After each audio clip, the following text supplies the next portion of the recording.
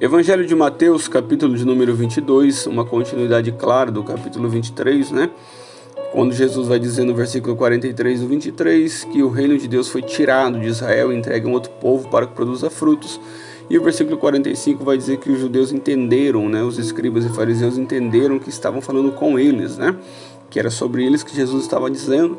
E então Jesus inicia o capítulo 22 com a parábola do convidado para as bodas. Jesus ele inicia dizendo que a graça e a oferta de Deus, ela foi longânima para com Israel, né? Primeiro houve um convite para que o povo se preparasse para as bodas, e eles desfizeram desse convite. E então no segundo convite, no versículo 4, é que ele vai dizer então, no novo convite, que as bodas estavam prontas, os bois e cevados estavam mortos e tudo estava preparado. E que viessem a essa ceia, essa festa de casamento do seu filho. O rei estava alegre pela festa de casamento do seu filho, porém, mais uma vez, eles desdenham do convite. Eles preferem se prender aos seus caprichos pessoais, às suas empresas, às suas fazendas, né, aos seus negócios. E eles ainda vão além. Alguns maltratam e matam esses servos, né? A gente vê uma clara alusão à morte dos profetas e de João Batista, o último dos profetas. E aí então o rei estende esse convite àqueles que eram marginalizados, né? Aqueles que estavam além do que a sociedade judaica considerava. É Jesus estendendo o convite aos gentios, né? Mostrando que de fato esses agora eram oficialmente, né, aos olhos dos judeus, também convidados para as bodas do Cordeiro, para participar da mesa deste rei. Só que o rei vai dizer no versículo 11 que ele chega na festa e encontra alguém que não está vestido com vestes nupciais. E aí ele pergunta no versículo 12, e a pessoa, não sabendo o porquê, fica calada. Então o rei ordena que ela seja amarrado pé e mão, lançado fora nas trevas exteriores, onde haveria pranto e ranger de dentes. Aqui é uma clara alusão a uma falsa religião, né? Não adianta a gente estar no meio dos religiosos e não ter um coração transformado por Cristo. As vestes nupciais nós compreendemos como as vestes de justiça. Aquele que não está revestido de Cristo não está de fato com vestes nupciais. Não adianta estar no meio, porque no dia do banquete o rei vai reconhecer cada um que está de fato revestido da pessoa de Jesus Cristo, seu Filho. E quem não estiver de fato terá um futuro de eternidade muito ruim, num lugar onde haverá pranto e ranger de dentes. E aí o versículo 14 diz: porque muitos são chamados, mas poucos escolhidos, né? O convite foi feito a todos, mas nem todos aceitaram o convite da graça de Deus. Em resumo dessa parábola, nós compreendemos o seguinte: não rejeite a oferta do Evangelho enquanto a porta da graça estiver aberta. Enquanto a porta da graça estiver aberta, não rejeite a oferta do Evangelho, porque o Evangelho se estendeu a todos, né? O Evangelho vai se estender a todos. E aí então nós vamos entrar na questão do tributo, do versículo 15 até o versículo 22, onde os fariseus, tentando pegar Jesus em alguma palavra, né, armando um laço contra Jesus, eles vão junto com os herodianos.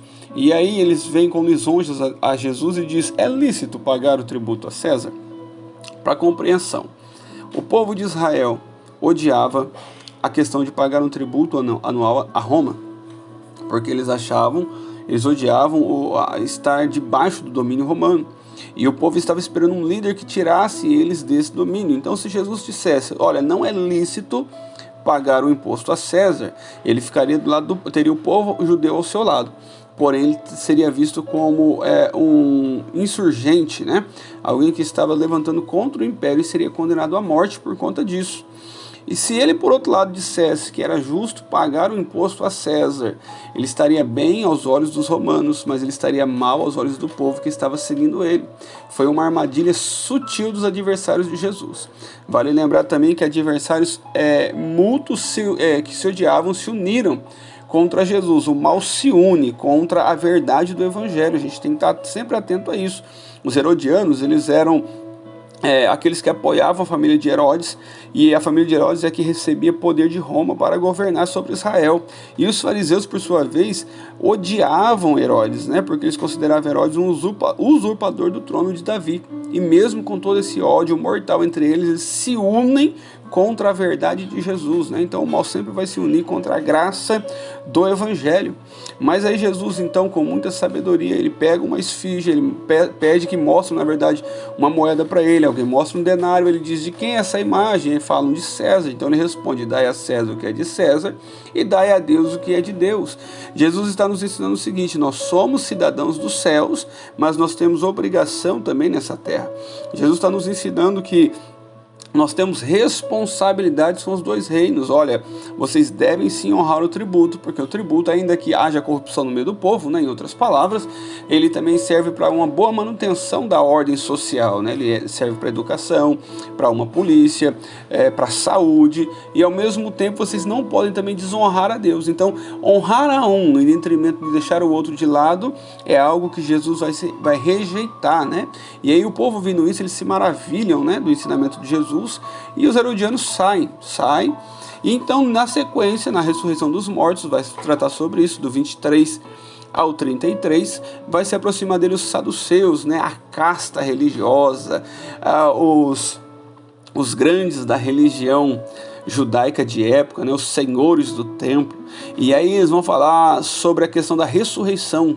E isso é interessante, que eles vão citar a lei de Moisés, né, a lei do levirato de Deuteronômio, para dizer o seguinte: Senhor, houve em nosso meio uma mulher que se casou com 7 irmãos, porque casou com o primeiro, morreu o segundo, o terceiro, e nos céus de quem que ela será esposa, visto que todos os 7 a possuíram?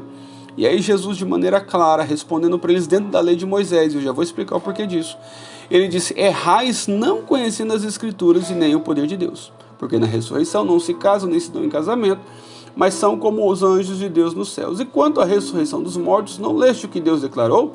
Eu sou o Deus de Abraão, o Deus de Isaac, o Deus de Jacó. Ora, Deus não é Deus dos mortos, mas de vivos. Primeira coisa que precisamos compreender: os saduceus não criam na ressurreição. A pergunta deles não era para saber qual era de fato a verdade. Era uma pegadinha contra Jesus, que provavelmente já usaram contra outros líderes religiosos de época, né? Os fariseus, que criam na ressurreição. Os saduceus só criam no Pentateuco, os 5 primeiros livros da Bíblia, que faz referência diretamente a Moisés. E eles não criam em milagres, né? É a cara dos nossos liberais e progressistas de hoje, né? Se consideram cristãos, mas não creem no poder de Deus. E aí Jesus vai usar contra eles a própria lei de Moisés, né? Jesus vai usar aquilo que eles conheciam para dizer, primeiro, que deixar bem claro que Deuteronômio não se referia à vida futura, mas à vida presente, né? Era uma preocupação com a vida presente. E na sequência ele vai citar a própria aparição de Deus a Moisés, dizendo: eu sou o Deus de Isaac, o Deus de Abraão, eu sou o Deus de Abraão, o Deus de Isaac, o Deus de Jacó. Ele não diz eu fui o Deus, mas eu sou, porque ele está dizendo: ora, Deus não é Deus dos mortos, mas de vivos. Para eles, Abraão, Isaac e Jacó, para os saduceus, eram simplesmente pessoas que passaram, estavam extintas por conta da morte. E aí Deus vai dizer que mantinha, Jesus vai dizer que Deus mantém relacionamento com eles, ainda que o corpo físico estivesse mortos, né? E aí também eles vão deixar Jesus. E novamente vai se aproximar deles os fariseus, na questão dos mandamentos, do versículo 34 ao 40. Antes disso, só uma ressalva, que tanto os fariseus, quanto os herodianos, quanto os saduceus, eles se aproximam de Jesus fazendo lisonjas, né? Então toma cuidado com pessoas que são bajuladoras, né? Nem sempre o bajulador quer de fato o seu bem, ele às vezes só quer te pegar em algum contraponto para usar isso como acusação contra a sua história. Então previna-se andando pela palavra de Deus e permitindo que ela responda por você. Outra coisa que a gente aprende aqui com os saduceus antes de ir adiante é que eles não conheciam o poder de Deus e nem as Escrituras, ou seja, eles diziam acreditar no Pentateuco, mas de fato não sabiam interpretar o que Moisés falava acerca da vida presente e da vida futura. E eles não conheciam o poder de Deus, porque se conhecessem, não duvidariam dos milagres de Cristo, e nem muito menos que Deus é capaz de ressuscitar uma pessoa, seja em qual for a época da história, né? E aí então entramos nos 2 maiores mandamentos, 34 ao 40, que os fariseus vêm novamente tentar pegar Jesus em algum contraponto, e aí pergunta: mestre, qual é o grande mandamento da lei, né? Eles tinham 613, eles pegaram todo o Velho Testamento e dividiram em 613 leis, do qual eles julgavam que algumas eram positivas e algumas negativas, e eles tinham prazer entre eles, os mestres, os escribas, o doutor da lei, tinha prazer em ficar debatendo entre eles qual seria o maior dos mandamentos, né? Qual que era de fato boa, qual que era aquela que era totalmente imperdoável, e questões assim entre eles. E quando eles vão para Jesus, Jesus resume, sintetiza a lei no amor. Jesus vai dizer: olha, o primeiro grande mandamento é, versículo 37, amarás o Senhor teu Deus de todo o teu coração, alma e de todo o teu entendimento. Ele está dizendo que se você amar a Deus com todo o seu ser, fica fácil você cumprir os demais, porque você faz por amor, você ama a Deus. Você ama a Deus de coração, a cerne de onde o próprio Cristo diz que sai coisas ruins, da tua alma, a cerne de teus sentimentos, de todo o teu entendimento, com tua razão. Você ama a Deus com tudo aquilo que você tem. Quando você faz isso, você consegue sintetizar na lei o amor, no amor a lei. Quando você faz isso, fica mais fácil. E este é o primeiro e grande mandamento. Mas e o segundo, versículo 39, é semelhante a este: amarás o teu próximo como a ti mesmo.